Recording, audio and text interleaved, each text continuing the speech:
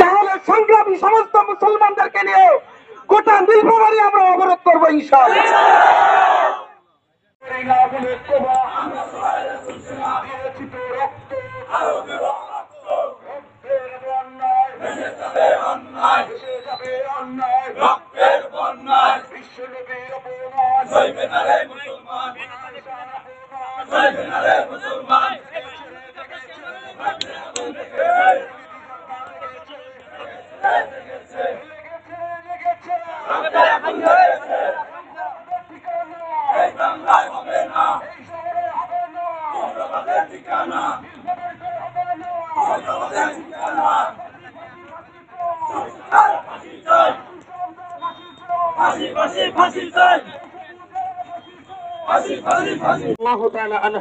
এর পবিত্রতা নিয়ে আল্লাহ রাব্বুল আলামিন কালামুল্লাহ শরীফে অসংখ্য আয়াত অবতীর্ণ করেছেন।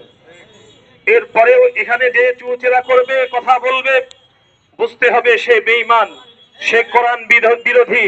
বলেন ঠিক কিনা?